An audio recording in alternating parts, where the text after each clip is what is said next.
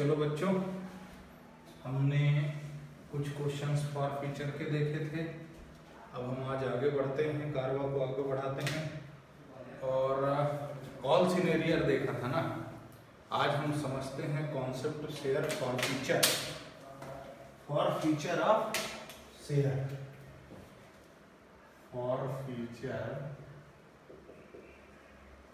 Of shares, ये हम समझते हैं।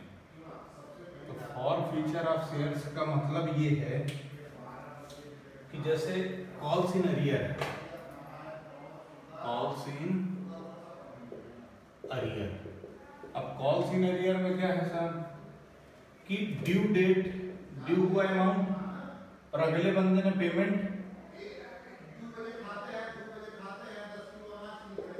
ड्यू तो हुआ पर पेमेंट नहीं हुआ। तो इस केस में एक प्रोसीजर है कंपनी की कि फिक्स, जैसे कंपनी ने इंस्टॉलमेंट बनाई कि एप्लीकेशन देना है, अलॉटमेंट देना है, कॉल देना है, ये पैसा देना है, ये 1 मार्च को, ये 2 मार्च 2 मई को देना है और ये 2 जुलाई को पैसा देना है। ठीक है, ये ड्यू डेट्स हो गई। 3 इंस्टॉलमेंट में कंपनी पैसे देगी। अब क्या हुआ, एक बंदा था जिसने कॉल मनी का पैसा नहीं दिया, एप्लीकेशन दिया, अलॉटमेंट दिया पर कॉल मनी का पेमेंट नहीं दिया, यानी ड्यू हो गया अमाउंट और पेमेंट नहीं आया। अब इस केस में क्या होगा कि कंपनी वेट करेगी कुछ दिनों तक। ड्यू डेट में आप पैसा नहीं देंगे तो कंपनी वेट करेगी और उसके बाद आपको एक नोटिस देगी। Notice send by company to shareholder. Shareholder को कंपनी नोटिस देगी। ये प्रोसेस है of forfeiture. Forfeiture का ये प्रोसेस है। क्या प्रोसेस है कि सबसे पहले कॉल सिनेरियर, उस कॉल सिनेरियर का मतलब क्या हुआ, अमाउंट ड्यू हुआ पर पेमेंट रिसीव नहीं हुआ। सेकंड प्रोसेस क्या है कि कंपनी नोटिस भेजेगा किसको, शेयर होल्डर को, और टाइम देगा, 14 डेज का टाइम पीरियड देगा कि 14 दिनों के अंदर आप पेमेंट कर दो। और 14 दिन कब से गिनना है, जब वो लेटर बंदे को रिसीव हो जाए। जिस दिन रिसीव हुआ, मान लीजिए आपको आज 24 जून है और 24 जून को लेटर रिसीव हुआ 2020, तो अब आपके पास समय कितने दिन का होगा, प्लस कर दें आप इसमें 14 डेज, यानी कि 8 जुलाई को आपको क्या करना है, कंपनी को पैसे दे देना है। तो आपने पैसा दे दिया तो ठीक है, और यदि पेमेंट नहीं दिया, इन 14 डेज के अंदर यदि आपने रिस्पॉन्ड नहीं किया, तो कंपनी आपको थर्ड स्टेप लेकर के क्या करेगी, एक रिमाइंडर नोटिस भेजेगी। क्या भेजेगी, रिमाइंडर नोटिस सेंड करेगी, send by company, hold on. इसमें क्या है, 14 डेज का आपको टाइम मिलेगा। अब यस, आपने पॉजिटिव रिप्लाई दिया। पॉजिटिव रिप्लाई यानी कि amount paid by share holder, okay, कुछ नहीं होगा। यदि निगेटिव रिस्पांस आया, मतलब नो, शेयर होल्डर ने पेमेंट नहीं दिया, that is share holder not paid. यदि शेयर होल्डर पेमेंट नहीं देगा तो तीसरा काम क्या करेगी कंपनी कि फिर से एक रिमाइंडर नोटिस भेजेगी। रिमाइंडर नोटिस भेजेगी और इसमें भी 14 डेज का टाइम होगा। कौन भेजेगा, पैसा किसको चाहिए, हमेशा याद रखना, लेटर कौन देगा, जिसको पैसा चाहिए। पैसा किसको चाहिए, कंपनी को। किसको भेजेगा, जिससे लेना है। किससे लेना है, शेयर होल्डर से। इस पहला नोटिस भेजा, 14 दिन का टाइम दिया, रिस्पांस किया तो बहुत अच्छा, कोई दिक्कत नहीं है। कोई रिस्पॉन्स नहीं आया शेयर होल्डर का, तो कंपनी की रिमाइंडर नोटिस भेजेगी, याद दिलाएगी कि दादा यार वो पैसे देने हैं, दे दो। 14 दिन का टाइम आपको फिर से मिलेगा। यदि 14 डेज में यस है तो ये ओके, कोई दिक्कत नहीं है। और यदि नहीं है, यदि नो है, यदि क्या है, नो है, तो कंपनी क्या करेगी? चौथा काम, company cancel the allotted share to shareholder and forfeit the amount paid by amount already paid by shareholder। क्या प्रोसीजर है, एक बार देखिए। कॉल सीनरियर है, कॉल सीनरियर मतलब अमाउंट ड्यू हो और आपने पेमेंट नहीं दिया, तो एक सर्टेन टाइम के बाद कंपनी आपको नोटिस देगा, 14 दिन का टाइम दे देगा, आप अमाउंट दे दोगे तो कोई दिक्कत नहीं है। आपने अमाउंट नहीं दिया तो कंपनी आपको एक रिमाइंडर नोटिस देगा, 14 दिन का फिर टाइम मिलेगा। रिस्पॉन्स करते हो तो ओके, कोई दिक्कत नहीं। यदि रिस्पॉन्ड नहीं करते हो तो चौथा स्टेप क्या होगा कि कंपनी आपके शेयर कैंसिल कर देगा और जो पैसा आपने ऑलरेडी जमा कर दिया था वो आपको वापस नहीं देगा। यहां पर आपने एप्लीकेशन और अलॉटमेंट का पेमेंट कर दिया। मान लिया जाए कि एक शेयर का कीमत 10 रुपए है, 3 रुपए उसने यहां लिया, 4 यहां लिया और 3 यहां लिया। ऐसा करते हैं कि 5 यहां ले लेते हैं और यहां 2 ले लेते हैं। तो ये दिया आपने और ये दे दिया, 8 रुपए आपने दे दिए और 2 रुपए की बारी आई तो आपके पास नहीं थे। तो इस 2 रुपए ना देने की वजह से कंपनी ये 8 रुपए आपके रख लेगा और जो आपको शेयर दिए गए थे वो भी शेयर कैंसिल कर दिए जाएंगे। यही चीज क्या कहलाती है? Forfeiture of share. यही क्या कहलाता है? Forfeiture of share. अब इसको कैसे कैंसिल करेगा शेयर? इस शेयर को कैंसिल कैसे करेगी कंपनी? इसके लिए हमें जर्नल एंट्री सीखना है और जर्नल एंट्री के लिए थोड़ी सी चीजें याद रखनी पड़ेंगी। जैसे शेयर कैसे इशू हुआ है, शेयर कैसे इशू होता है, तो उसकी इशू करने की टर्म्स हैं, एक है पार और एक है प्रीमियम। और डिस्काउंट भी होता है, डिस्काउंट भी है, पर डिस्काउंट हमारे सिलेबस में नहीं है। सिर्फ पार और प्रीमियम दो ही चीजें हमारे सिलेबस में हैं। इन दोनों की एंट्री हमको सीखनी है कि कंपनी शेयर कैसे कैंसिल करती है। अब एक मन में ख्याल आएगा कि सर शेयर कंपनी ने कैंसिल कर दिया, बहुत अच्छी बात है, प्रॉफिट कर लिया, अब इन शेयर का करेगी क्या? तो अचार नहीं डालेगी। समझो, सिलसिला ये हुआ कि आपने गाड़ी ली और गाड़ी ली आपने इंस्टॉलमेंट में, किस्तों में। कुछ किस्तें आपने चुकाई, उसके बाद 3 किस्तें आपने नहीं चुकाई। तो जिस कंपनी ने आपको लोन दिया था, फाइनेंस दिया था गाड़ी देने के लिए, तो वो क्या करती है, 3 किस्तें यदि आप नहीं देते तो सेम प्रोसीजर होता है। एक प्रेम पत्र आएगा, आप उसका जवाब दो तो ठीक, रिश्ता पक्का। नहीं दोगे जवाब तो एक बार फिर से आएगा पत्र, उसमें आपको टाइम मिलेगा। यदि आप इसका भी, दूसरे पत्र का भी जवाब नहीं देते तो कंपनी से लोग आते हैं और आपकी गाड़ी लेके चले जाते हैं।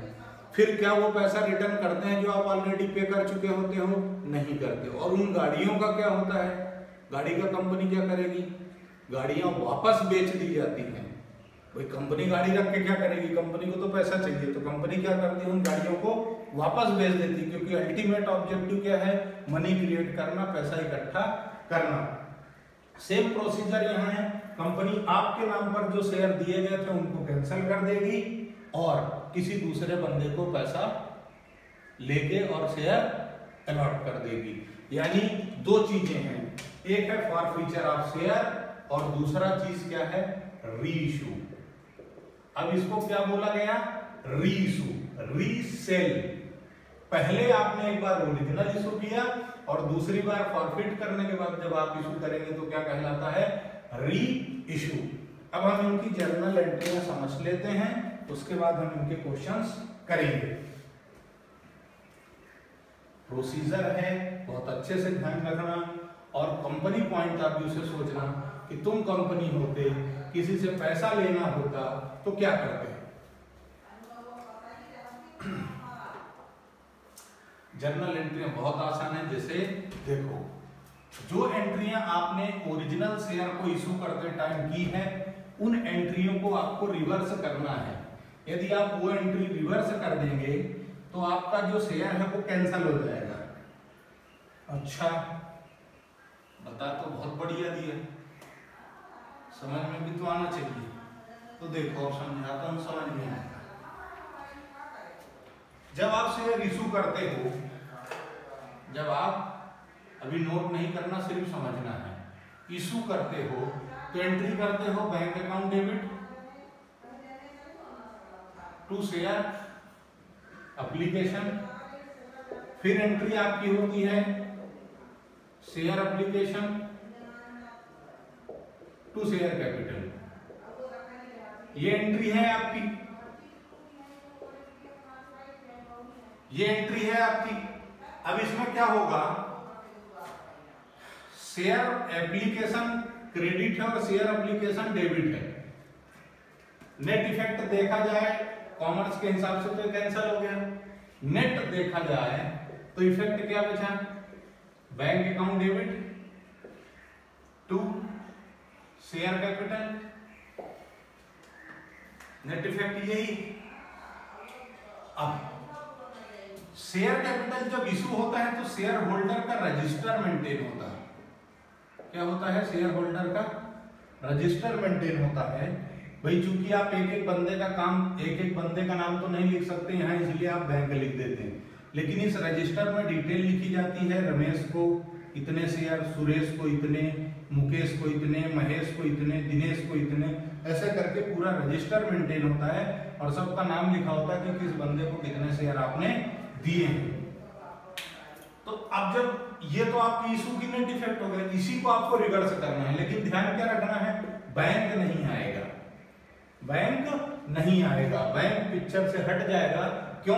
क्योंकि आपने यहां देखा, लिखा था मैंने कि company cancel the shares and forfeit the amount already paid by share holder.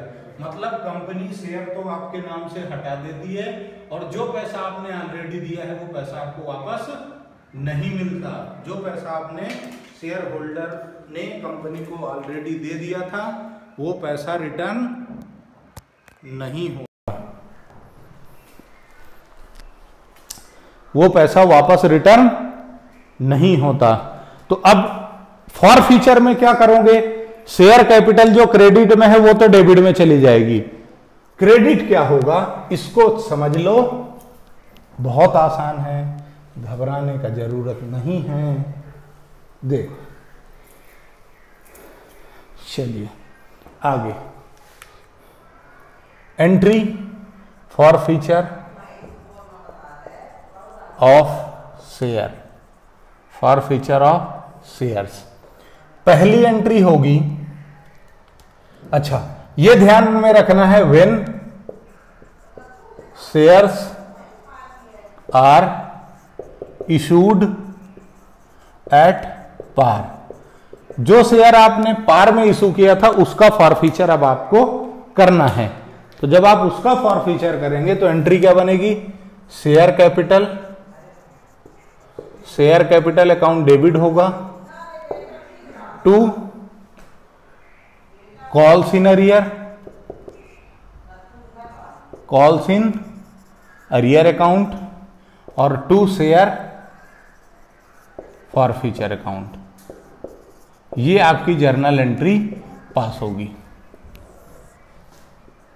ये जर्नल एंट्री आपकी पास होगी। अब यहां अमाउंट कैसे भरना है ये हम सीखेंगे, ये अमाउंट कैसे भरना है इसको हम सीखेंगे। आप सिर्फ समझो, शेयर कैपिटल आपने जितने फेस वैल्यू से डेबिट की है उतनी फेस वैल्यू से आपको क्रेडिट करना है। सॉरी, जितने फेस वैल्यू से शेयर कैपिटल को आपने क्रेडिट किया था उतनी फेस वैल्यू से शेयर कैपिटल को यहां पर क्या करना है, डेबिट करना है। मतलब जिस फेस वैल्यू से आपने शेयर कैपिटल क्रेडिट किया था उसको फॉर फ्यूचर में क्या करना है, फॉर फ्यूचर में क्या करना है, डेबिट करना है उसी वैल्यू से। जैसे हमारा जो अभी हमने पहले एग्जांपल लिया था कि 3 रुपए, 5 रुपए और 2 रुपए, और 2 रुपए नहीं मिले थे, यानी शेयर की फेस वैल्यू थी कितनी, 10, और आपने कंपनी ने पूरा 10 रुपये अगले से मांग लिया था। इसका मतलब है यहां कंपनी कितना लिखेगा, 10। इसको क्या बोला जाता है, कॉल्ड अप वैल्यू। इसको क्या बोला जाता है, कॉल्ड अप वैल्यू। जितना कंपनी कॉल कर लेगी, मान लो कि शेयर का फेस वैल्यू है 10 रुपए और इसके इंस्टॉलमेंट जो कंपनी ने की वो 4 कर दी, एप्लीकेशन, अलॉटमेंट, फर्स्ट कॉल और सेकंड कॉल, फर्स्ट कॉल और सेकंड कॉल। यहां पर कंपनी ने लिए 2 रुपए, यहां 3 रुपए, यहां 2 रुपए और यहां 3 रुपए। कंपनी ने ये मांगा, ये भी मांगा, कंपनी ने सिर्फ इतना ही कॉल्ड बाय कंपनी ने कितना कॉल किया, इतना, और इसमें क्या लिख दिया, not yet called, not yet called. Company ने मांगा ही नहीं। इस सिचुएशन में यहां पर आप कितना लिखेंगे, 2 और 3, 2 5 और 2 7। अब आप यहां कितना लिखेंगे, सिर्फ 7। तो सर कॉल सिनेरियर देखो भैया, ये मांगा, बंदे ने ये दिया और ये नहीं दिया, तो कॉल सिनेरियर में कितना जाएगा, 2 रुपया जो नहीं दिया, और जो दे दिया, जो कितना दिया, 3 और 2 5, तो 5 यहां चला जाएगा, और 7 और 7 डेबिट क्रेडिट बराबर। अब आपको ध्यान क्या रखना है, शेयर कैपिटल में कितना जाएगा, कॉल्ड अप। कंपनी का मान लीजिए शेयर का फेस वैल्यू है 50 रुपए, कंपनी ने सिर्फ 40 रुपए ही कॉल किया, कंपनी ने 40 कॉल किया, तो यहां कितना आएगा, 40। और इसमें से मान लो कि बंदे ने 5 रुपए नहीं दिए, इस 40 में से बंदे ने 5 रुपए नहीं दिए, तो 5 रुपए कहां चले जाएंगे, कॉल्स इन अरियर में। तो साथ फॉर फ्यूचर में क्या जाएगा, दोनों का डिफरेंस, 40 माइनस 5 कितना हुआ, 35, यहां आ जाएगा। इस तरीके से अमाउंट आपको भरना है। क्वेश्चन कराऊंगा तो फिर से एक्सप्लेन करूंगा, पर अभी आप समझ लीजिए। तो यहां पर क्या आएगा, कॉल्ड अप वैल्यू, यहां पर क्या आएगा, amount not paid by share holder ने जो वैल्यू नहीं दी, और यहां पर आएगा amount paid by share holder that is received by company. इसको आप नोट जरूर करें कि ये शेयर फॉर फ्यूचर में क्या आएगा, जो कंपनी को पैसा मिल गया, और यहां क्या है, that is not received by company. जो पैसा नहीं मिला वो कॉल सिनेरियर में, और जो पैसा मिल गया वो कहां चला जाएगा, जो पैसा मिल गया, देखो भैया शेयर फॉर फ्यूचर, और फॉर फ्यूचर का मतलब है जब्त करना। जब्त करने का मतलब यह है कि किसी का आइटम आपके पास है और उस आइटम को आपने अपने पास रख लिया, उसको वापस नहीं दिया। जब आप किसी का आइटम खुद रख लेते हो तो वो क्या कहलाता है, फॉर फ्यूचर, यानी जब्त करना। ठीक है, तो ये एंट्री आपकी बनेगी कब, जब शेयर पार पे इशू होगा तब। अब प्रीमियम, ये पहला केस था, केस नंबर 1 डाल के नोट करना इसको। और अब हम बात करते हैं केस नंबर 2 की, when shares are issued at premium. जब आपका शेयर किस पे इशू हुआ है, प्रीमियम में। तो इस केस नंबर 2 में 2 केस हैं, केस 1, इसमें case A, when premium received. जब आपको प्रीमियम रिसीव हो जाएगी तो पूरा का पूरा मामला पार के जैसा हो जाएगा। जब आपको प्रीमियम रिसीव हो जाएगी मित्रों, तब पूरा का पूरा मामला पार का हो जाएगा। ठीक है, तो मतलब जो एंट्री पार की थी वही प्रीमियम की होगी। कब? जब आपको प्रीमियम रिसीव हो गई। अच्छा ठीक है, अब केस बी, केस नंबर 2 में case B, when premium not received, जब आपको प्रीमियम रिसीव नहीं हुई है। आपको याद क्या रखना है कि आपको प्रीमियम रिसीव नहीं हुई है। तो भैया याद करो, हमें क्या करना है, जो हमने ओरिजिनल एंट्री में किया है उसको रिवर्स करना है। तो ओरिजिनल एंट्री में आपने सिक्योरिटी प्रीमियम रिजर्व अकाउंट क्या किया था, क्रेडिट। अब क्या कर दोगे, तो यहां लिख दोगे security premium reserve account debit कर दोगे, क्योंकि वहां क्रेडिट किया था। और यहां क्या लिख दोगे, प्रीमियम नॉट रिसीव्ड। बस बाकी एंट्री पूरी सेम है, यानी share capital account debit called up value से, सिक्योरिटी प्रीमियम जो रिसीव नहीं हुई, कॉल इन अरियर जो पैसा रिसीव नहीं हुआ, और शेयर फॉरफीचर अकाउंट जो रिसीव हो गया। जो पैसा रिसीव हो गया वो क्या है, कॉल्स इन अरियर में, वो शेयर फॉरफीचर में चला जाएगा, और जो पैसा रिसीव नहीं हुआ वो कहां चला जाएगा, कॉल्स इन अरियर में। ये एंट्रियां क्लियर हैं तो बहुत अच्छी बात है, एंट्रियां क्लियर नहीं हैं तो आप डाउट पूछ सकते हैं। कैसे पूछेंगे, मैसेज कर देना भाई। नंबर कहाँ से मिलेगा, तो नंबर की लिंक वहां पर दी रहती है, चिंता जिन करो। चलो अब आगे बढ़ें, इसको रफ कर दें। कितने मिनट अभी अपने पास समय है, हम आगे बढ़ते हैं और इसको हम रफ कर देते हैं। इसके साथ में ही हम री इशू की एंट्री भी सीख लें क्या, नहीं, पहले हम इसकी प्रैक्टिस करते हैं 1-2 क्वेश्चंस की, उसके बाद हम री इशू की एंट्रियां सीखेंगे। स्टेप बाय स्टेप काम करो।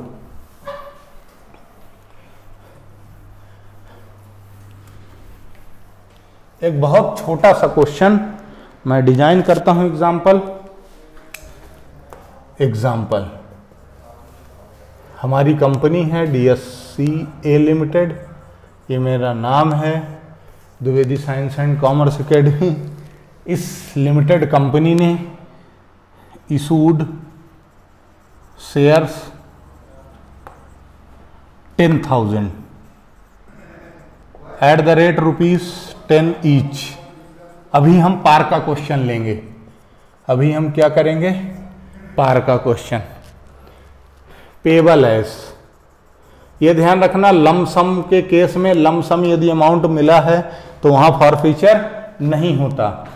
फॉरफीचर सिर्फ और सिर्फ किस केस में होता है, इंस्टॉलमेंट के केस में। Application money, allotment, first call, second call.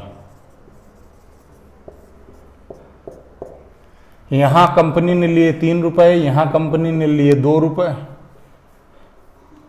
₹3 और यहां लिया ₹2.5, यहां लिया 2 और यहां भी लिया कंपनी ने ₹2.5।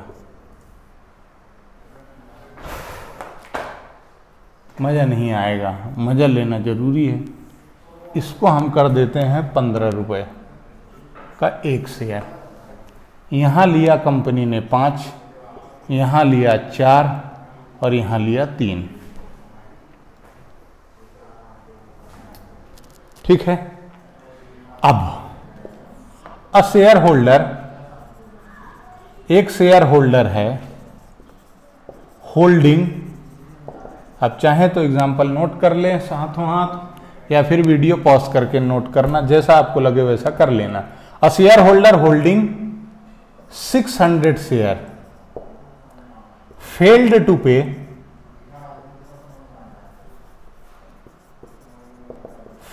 pay second call. His shares were forfeited.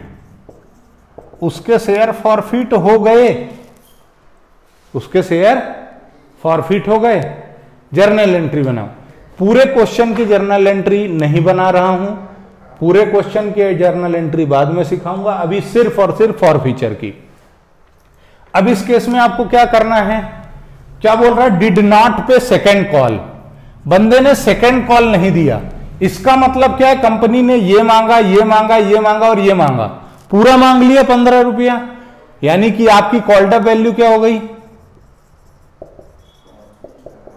Called up कितना हो गया, पूरा 15। कॉल्स इन अरियर क्या है, जो नहीं दिया, कॉल्स इन अरियर क्या है, जो नहीं दिया, तो बचा क्या, ये पूरा क्या है, शेयर फॉरफीचर। अब आप एंट्री कैसे करेंगे वो देखिए, सिर्फ और सिर्फ फॉरफीचर की। Share capital account debit,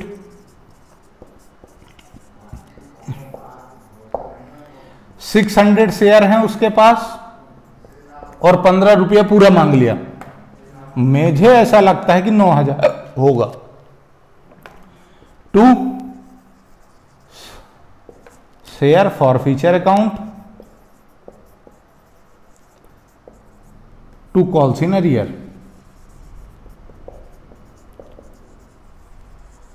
account. तो कॉल्स इन अरियर में कैसे लिखेंगे, 600 शेयर इंटू जो पैसा उसने नहीं दिया, यहां पर आ जाएगा 1800 और यहां पर कितना आ जाएगा 7200, वहां पर कितना आएगा 1800 और वहां पर आ जाएगा 7200, जो पैसा नहीं मिला। आप चाहें तो 7200 दो तरीके से निकाल सकते हैं। एक तरीका तो ये कि 5 और 3 8 और 4 12, 12 इंटू 600, 12 इंटू 600। दूसरा तरीका यह है कि ये 9,000 और ये 1,800 दोनों का डिफरेंस ले लो, चूंकि डेबिट और क्रेडिट बराबर करना है इसलिए, तो भी 7200 का बैलेंस आपका आ जाएगा। इस तरीके से ये क्वेश्चन फॉरफीचर की जर्नल एंट्री बनेगी। इसी को यदि फुल फ्लेज्ड एंट्री करना होती तो मैं आपको बता देता हूं। सिर्फ देखिए, चूंकि कितनी इंस्टॉलमेंट है इसमें, 8, 4 इंस्टॉलमेंट है, यानी टोटल एंट्रियां होंगी 8, और ये एंट्री होगी 9th नंबर पे।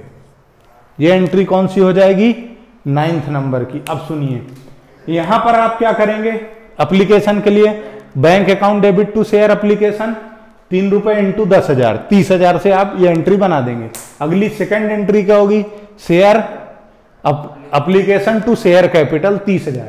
अलॉटमेंट के लिए एंट्री क्या करेंगे, शेयर अलॉटमेंट 5 इंटू 10,000 यानी 50,000।